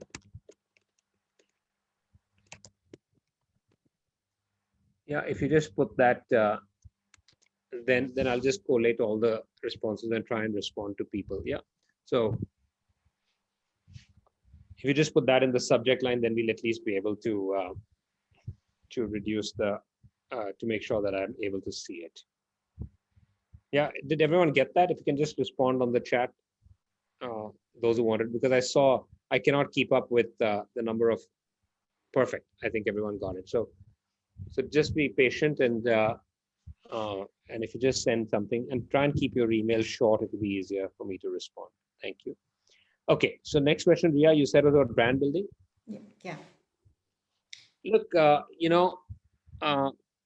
I can say all the things that everyone is supposed to say, that we made it the #1 priority in the organization, etc. But really, I think it comes from someone deeply, deeply caring, and not just because it's going to be a revenue success, but just because they think it's the right thing to do. And I think our design team cares deeply about quality. So the first thing is, identify who is that person who cares deeply about quality, right? And so for us, I would say Aparna Chandra and our head of design and clothing and Simran Lal have been amazing at just making sure quality is the most important. Second, read every customer care email. You will know when things are going wrong. So Santosh, who's on this call, is part of a consumer experience project that I chair. And the first thing I do is on the weekend is I read all the emails that are coming from customer care. That's when you will really know, because I have a view that once you have your awareness on something, it automatically will start improving. The third is quality should report to the CEO, and this is a mistake that I made just because I did not have enough bandwidth and I didn't feel qualified enough to do it. But I think that quality should be reporting directly to the CEO, and that's an organizational change that we are introducing. And then the fourth is just non-stop audit checks and surprises. You have to do that. Okay. Thank you for that, Rahul. Nicobar is also known to build a true omni-channel experience. So to start with, for a homegrown brand with limited capital, is it possible to pursue online channel only? Look, everything is possible. And I'm with my father-in-law in the Maldives, and I told him that COVID's been really interesting because it opened up my imagination, and now the whole world also knows that we can all work from anywhere. And he said, it's not because of COVID, it was always possible, right? And so I think sometimes we just get limited with our own imagination, right?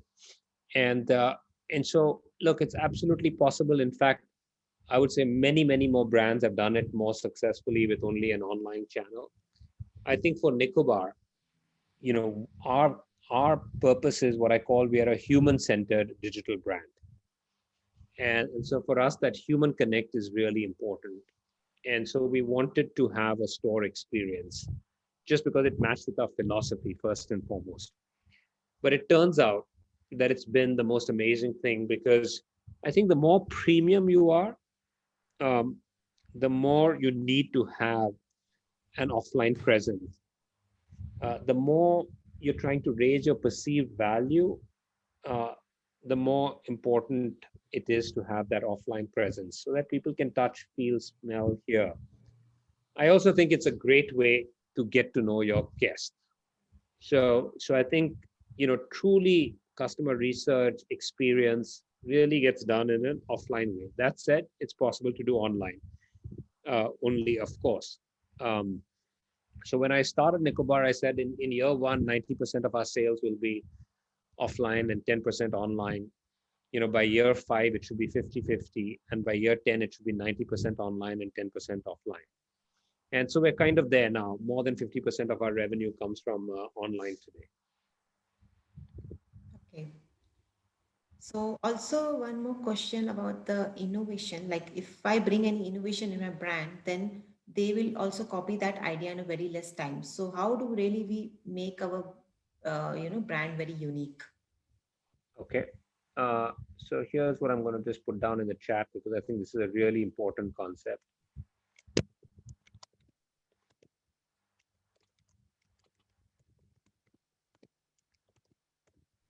Okay. And I just put down 3 words over there: product, experience, and meaning. Yeah. And so my view has been that if we compete only at the product level, then you will be copied. And someone will do it cheaper than you. And now we laugh about it, but there are lots of brands who just copy us. So much so that some brands have even taken our images from our website and put it onto their website. And so if you compete at the product level only, you will be copied. Therefore, you got to start trying to compete at the experience level.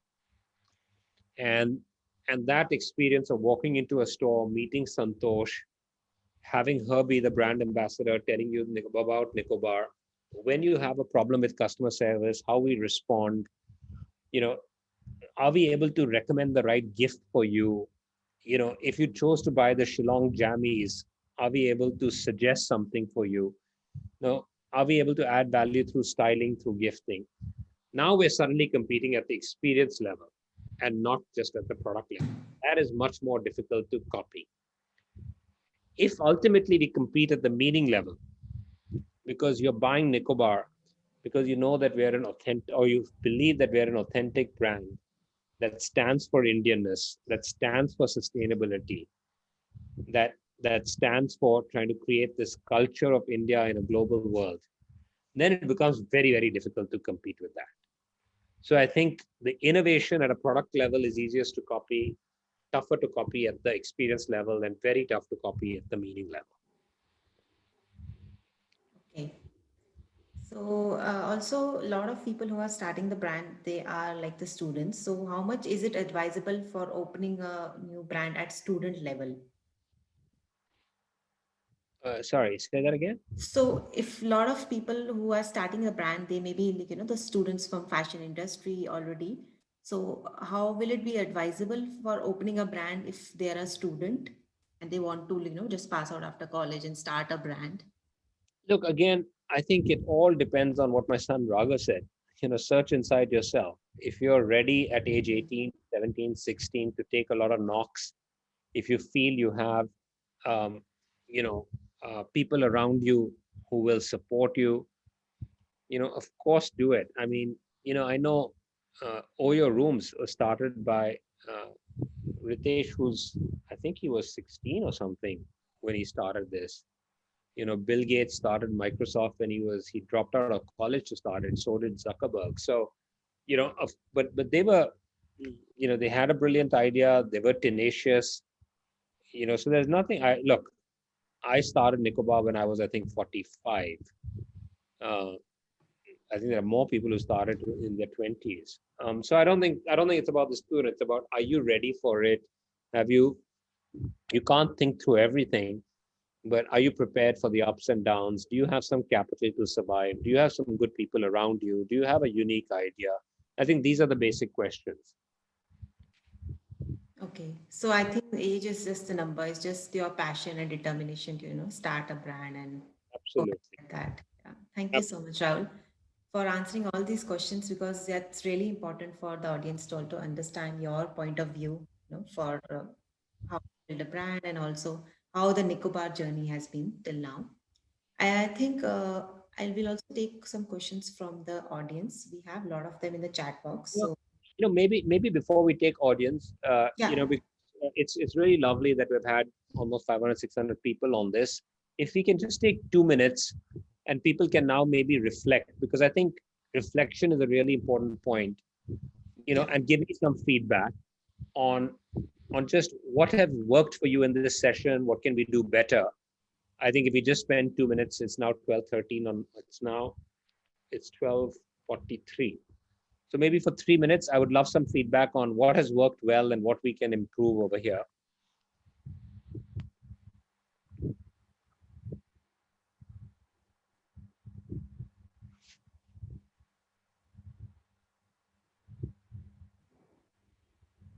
Yeah, okay.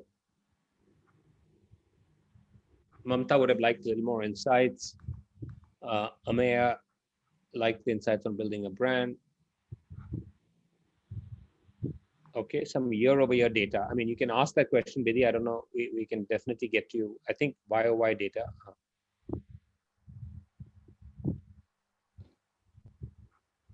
More knowledge around marketing, service-oriented brands. I think every brand has to be service-oriented, by the way.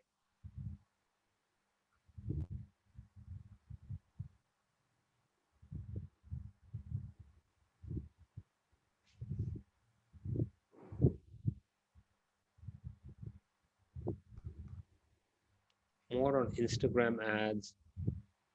I think the interactivity seems to have worked. Great.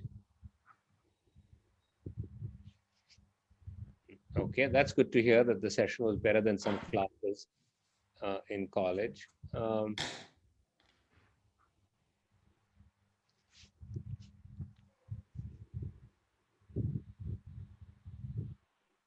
Good. Confidence that age is just a number. Great. Okay. Okay, great. Ria, now you want to open it up to questions? Sure. And I think So we we have have a a few people who. Hello. yeah. Yeah. So we have few people who have raised hands. They want to Oh ask the my God. questions. I don't Probably know I if this is a good can thing or not, but chance somebody, now. I don't know if this is a good thing or not, but Unnati is saying, a reminder of a businessman version of Jay Shetty. Oh dear. Okay. So Niket, maybe you want to go first. Hello. Hi, Yeah. Rahul. Thank you for a beautiful session. Am I audible enough? Absolutely, Niket, you're Yes. very clear. Great. Rahul, okay, because, okay, so basically we are from Tripur and we have been working with a lot of brands and basically designers or students who want to start new brand. Rahul, what really is a question that we face quite often is finding the niche. So there's many times people try coming in, they say, okay, what kind of a gap do we find? We want to do something, we have an idea, but is there a gap out there or not? So what would be your take on that? Look, we are very lucky. The other thing I didn't mention enough is we have a bunch of great advisors, and Santosh Desai has been one of them. Um, and Niket, just tell me your background so I can answer the question in that context. Also, we've actually been consulting and actually working with a lot of people who are ideating who want to create a brand themselves. So we give them manufacturing support. Got it. Okay.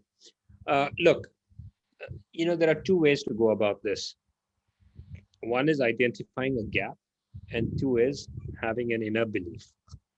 And Nicobar was an inner belief-led brand, right? And so we just felt that there is a certain way to live, and we weren't finding products that served the way we wanted to live. And Santosh Desai gave us confidence to start as an inner belief-led brand, and we never did a single day of market research, right? Uh, and because if we did market research, maybe if we ask people, will you pay 600 rupees for a mug which has an elephant and palm trees on it? The answer may be no, I can get that for 150 rupees. So I think, if you have the confidence, because you intuitively, like everything that people are feeling during COVID, it has forced all of us to reflect. I can tell you that my wife was on this journey 6, 7, 8 years ago. And so there is that thing of listening to your inner voice. That said, I mean, if you do want to go down the route of market research, then I think rather than asking questions, the way to do it is to just immerse yourself in the consumer's life. And don't take what is said, but observe, and so, observe how they live at home, observe whether there really is a need for this product.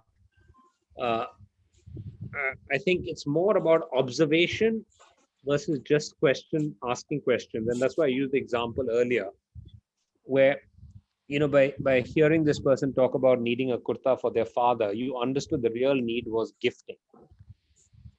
Um, you know, by you would have picked up that when people say, I'm going off on a holiday and I want to wear, I want some clothes for Mauritius. Then you suddenly realize, when you start hearing that a lot, then you realize that there's a need, that people's lives have changed and there's more travel going on in people's lives. Of course, this is pre-COVID, right? But what I'm saying is there's always the unsaid versus the explicit answer.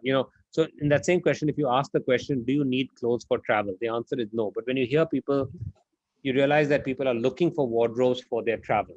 That is lightweight, easy to carry, that doesn't wrinkle. And so that's the second part. Inner belief, or the second part, is just observe people's lives to identify this niche. Don't ask a question on, do you need XYZ?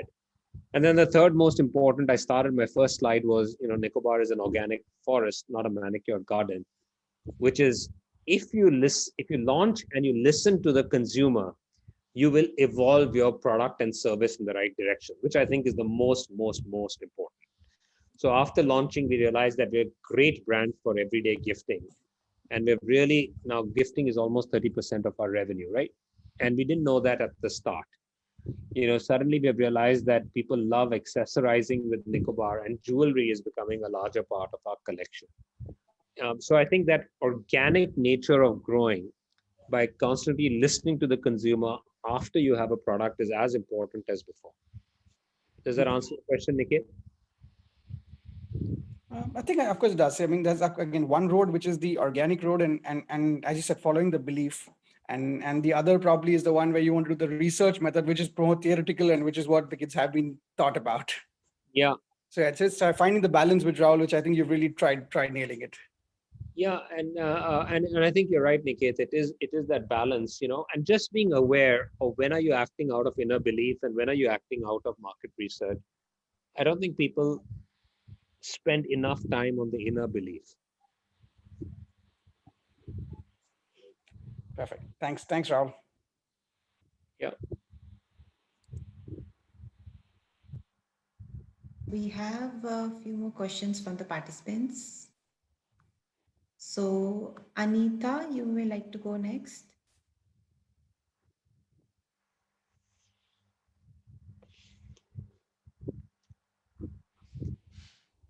Anita? Just check.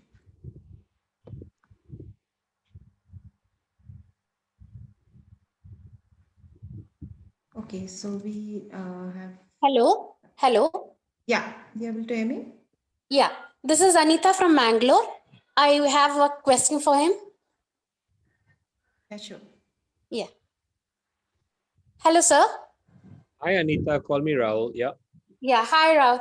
I'm basically a branding researcher here in National Institute of Technology. And I've been also your customer. Lovely. Yeah, so I would like to ask you what from this academic, community, you need more research in terms of, these decor brands who are, big on sustainability. What do you need us to research more? Are there any topics or, trends that you need the academic community to look into more? Okay. Let me answer that question by doing a little quiz on the chat first. Yeah. Okay. How many of you believe in mindfulness and sustainability?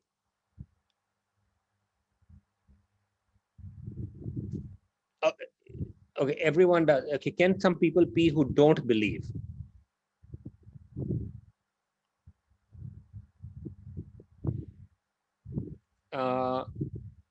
Okay, let me ask the question again. Okay, there's one now. It's like oxygen. Okay. Okay. Believe in mindfulness, not sustainability. I really want to hear from you, Krish, on what do you see as the difference between mindfulness and sustainability?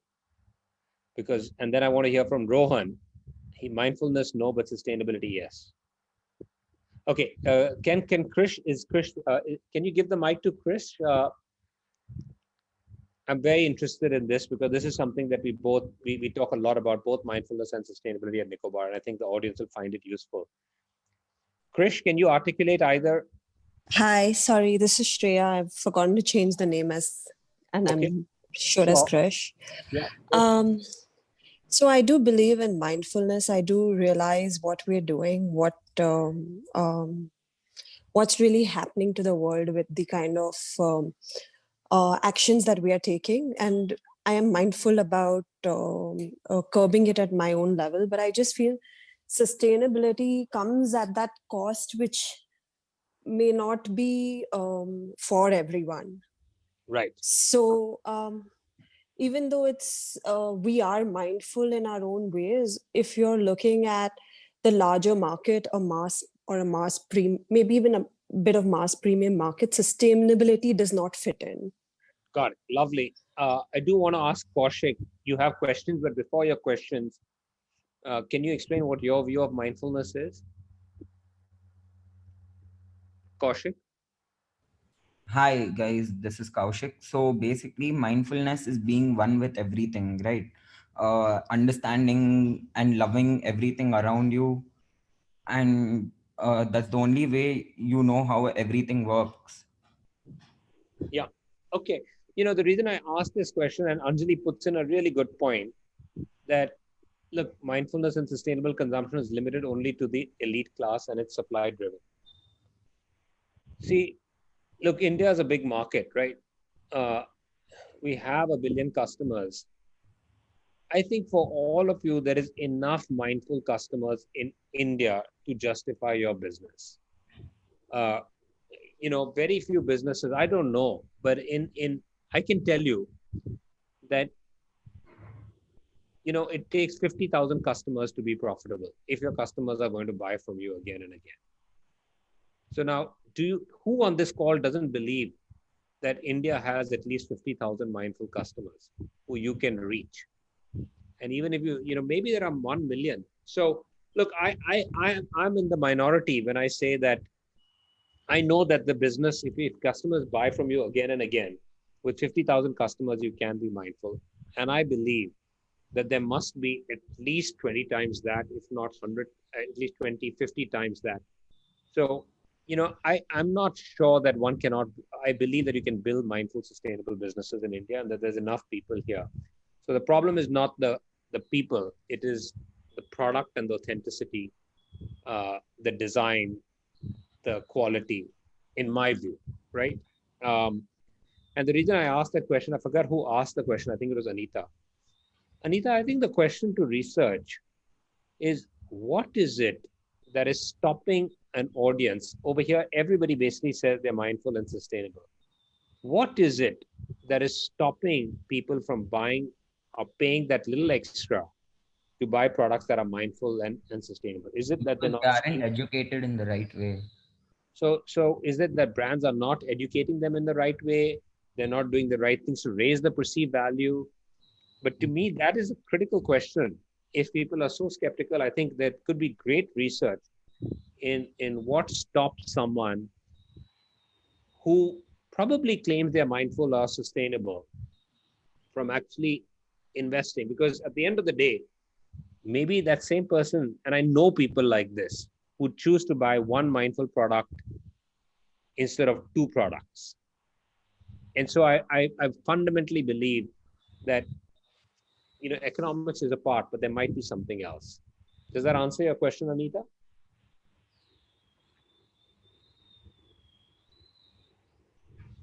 Yeah, Tanvi, I just want to be clear. I'm not saying stop at 50,000 customers. I'm just saying the business can be profitable with that customer base. And I believe that that number can be much, much, much larger.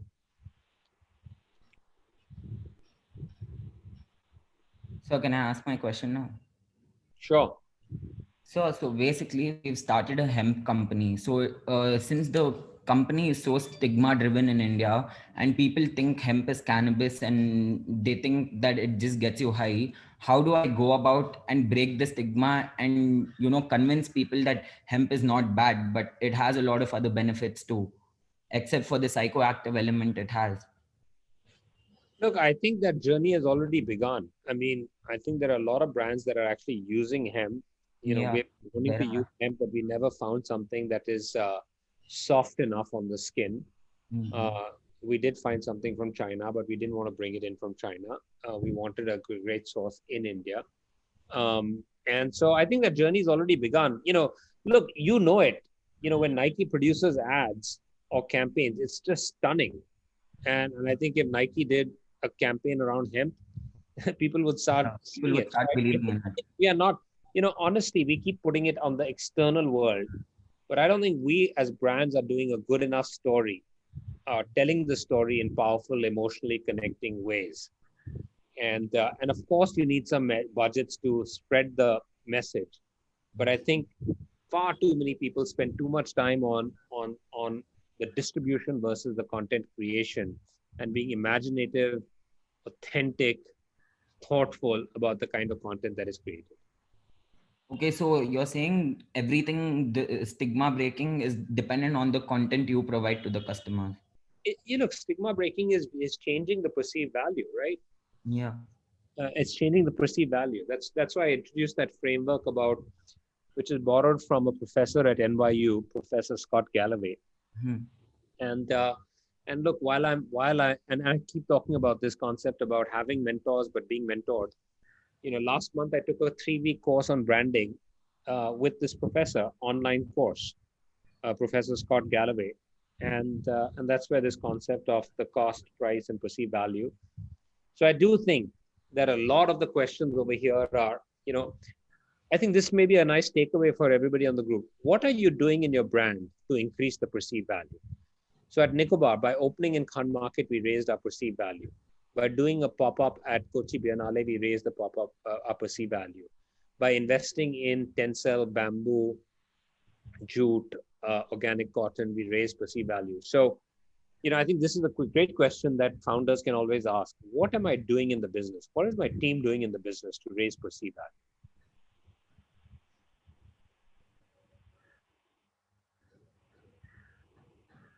So Rahul, I have two more questions. One is from Madhulina. What is the brand persona and the buyer persona of the brand Nicobar? I think we talked about it right in the beginning. Look, if I had to, I just think that the Nicobar person is on a journey. They love travel. Um, what I found is it's often people who are either in their second profession, searching for a little bit more meaning, or about to change their profession. And even if it's not their profession, they always have something in their life that helps them slow down, whether it's gardening, yoga. They're generally people who are trying to slow down in life and savor moments a little bit more. The Nicobar audience, because of our price point, probably is really in their 30s. I would say 60% of our audience is between 30 and 50. 20% is below 30, 20% is above 50. I think our fan following, is very high in design schools, in creative communities, but sometimes there is a price / affordability problem. And but more than anything else, I do believe we as a team kind of live this life, and that's what I feel grateful every day, to just be doing something that work and my personal life merge. I can tell you today, I went scuba diving with my son, and all my gratitude was just for the life that we have. Imagine if I was selling tires, or if I was selling chemicals or something. Here I'm just living out my life through Nicobar. It's my platform for experimentation. How lucky am I that on a Saturday morning I can interact with 500 bright young students. So I think it's just, I come back to where I started. Brands are just personal journeys of the founding team, and I'd say just the life that we aspire to live. We have our gaps, but we try and live the brand. By the way, I do have to make a little plug for Royal Enfield here, because amongst the greatest brands that exist, I believe, is Royal Enfield, and it's a brand worth studying for those of you interested in brand building, about how Royal Enfield has created a lifestyle around pure motorcycling, and just being out there. And a motorcycle is not about getting from point A to point B. So we talked about admirable brands. I think for all you students of brand, as you think about Indian brands going global, I'd say Royal Enfield is one to study. Thank you, Royal, for that answer. And we 1 second, Nivan, yeah. Can you put down your dad's name, because he designed bikes at Royal Enfield Chennai? So it'll be nice if you share that. Yeah, Enfield, Good Earth, Nicobar, Aisha, and there's a beautiful brand that my wife and her mother have created called Paro. So if you look at parogoodearth.com, again, I now try and say that in one, I'll just put it down over here.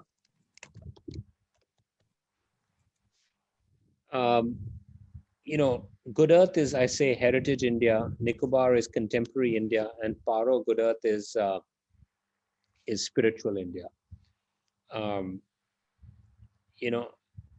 And I'd love you to please follow us on Instagram. Our handle is @Nico Journal. I know I'm making a plug, but the point is that you've got to watch a brand evolve to truly understand it. It doesn't happen in one session. But now that I've given you some frameworks of how we think, when you see our Instagram, you may see it from a different light that will help in your own brand building journey.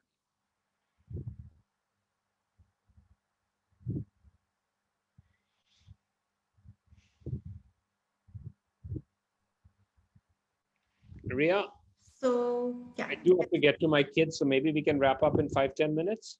yeah, sure. So we'll just take few more questions and then we can wrap up. We have one question from Sudha. How Nicobar balances financial viability with brand connect, especially during collaborations? Are there any compromises or priorities? Look, I have to say we have been very privileged to have uh, a long-term horizon and security of capital.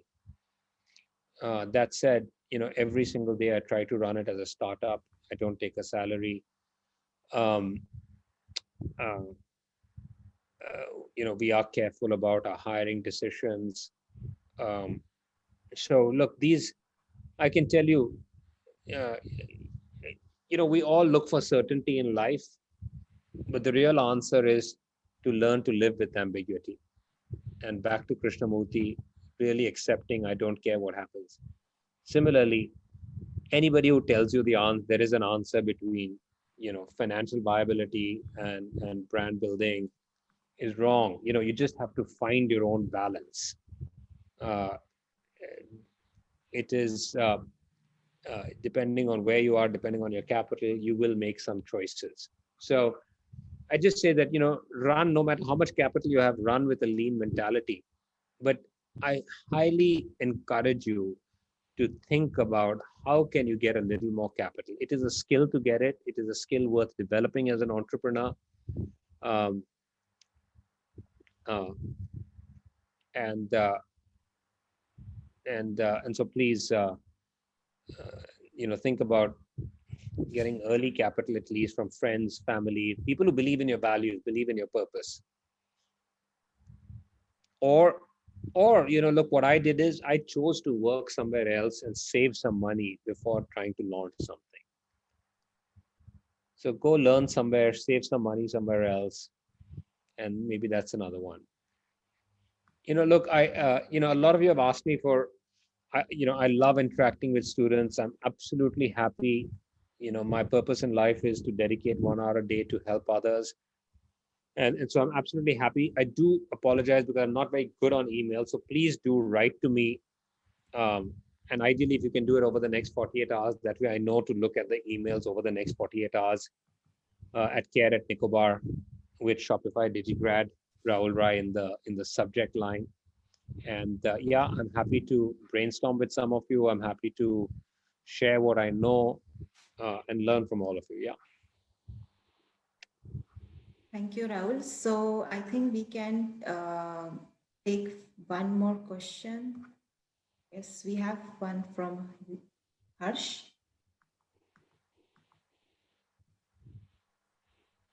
Harsh, do you want to go ask the question?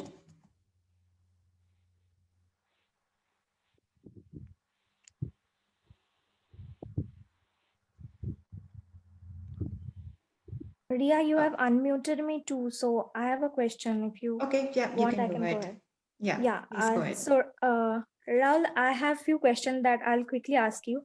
So, I'm planning to start my small business next year through online medium, and I'm already like a data scientist in a bank. So my life is already very hectic. So, and also I do not want to go and hire first. So I want to manage it myself. So, as a lone wolf, where should you think I should focus most? And then when should I do my first hire? And also while hiring, should I look for talent or like a hardworking attitude? Um,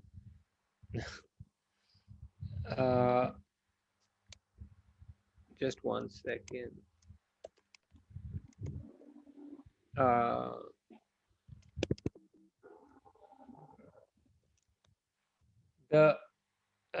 Should I look for talent?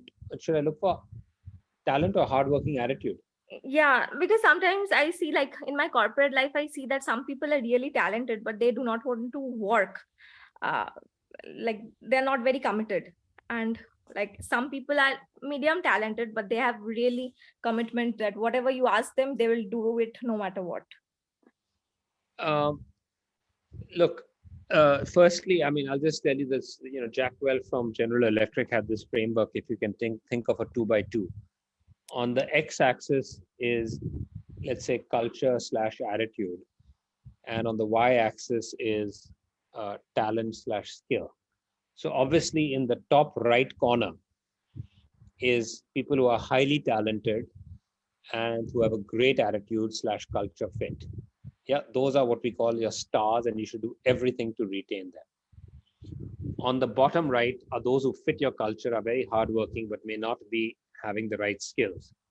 They are the people you should look after and try and find them a different role which matches their skills better. On the bottom left is people who don't have the skill and who don't work very hard or don't fit your culture. They you have to ask to leave. A culture is built as much by people who you ask to leave. And so you have to take that tough decision, and it's something I'm terrible at, but really it's the right answer. And the ones on the top left are the confusing ones who have a lot of skill but may not match the culture. Unfortunately, the right answer that I believe is, if someone doesn't fit your culture, ask them to leave no matter how good they are, if you can't be able to work with them. And so to your question, I think it's Priyashmita. Look, especially as a founder, you don't compromise on that.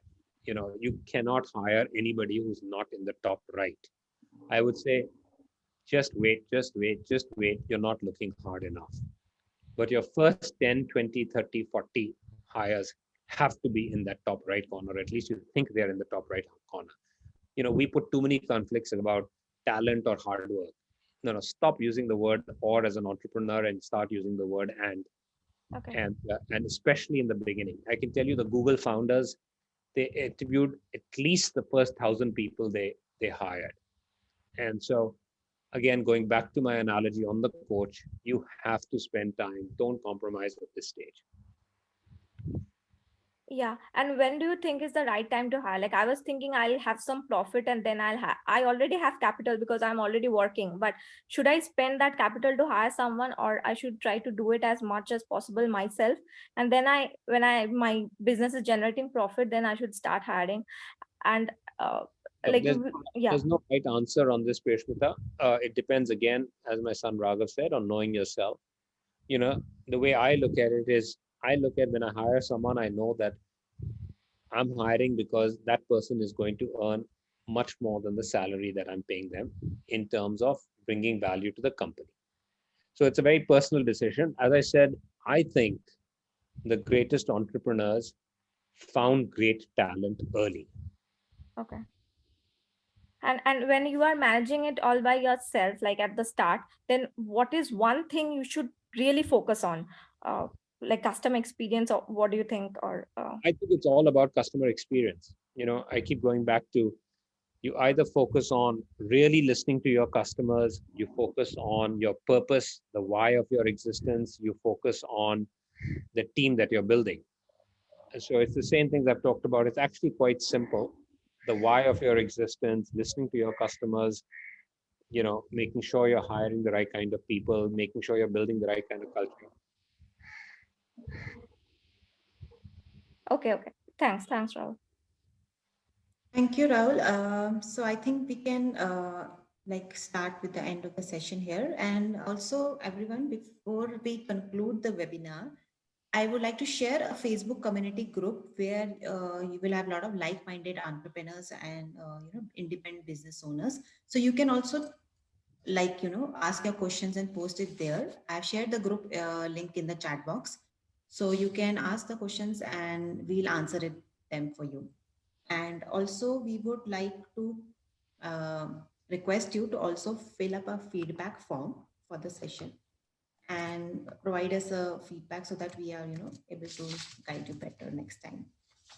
So I've shared the link for that also in the chat box. And Rahul, really thank you for this insightful session. It was great talking to you and getting all those insights about the brand building, and also knowing so many things about Nicobar as a brand, its journey. And we would be really happy that you answered all the questions from the audience as well. So thank you so much. And yeah, I'll also like to thank everyone for attending the session today. And please do fill up the feedback form, and also really appreciate being here. We will also have the 2 sessions starting from tomorrow. Like we would have one session on digital and e-commerce, and there would be a session in the evening for from Shopify and Paytm team. So they will be also telling you how to build a store online. So please do also join us there in the upcoming sessions. And yeah, so hopefully you enjoyed today's presentation and the session as well. Yeah, Ria, maybe I can just say thank you to the whole audience. Beyond just attending, I felt the audience was very participative. I think the questions were very thoughtful, and so I really enjoyed it. The worst thing is being able to just talk to someone without the full interaction. So I just want to commend the audience for your curiosity, for your interaction. Second, I think it's amazing, Ria, you and the DigiGrad team are making these kinds of sessions available to to, uh, to the student community.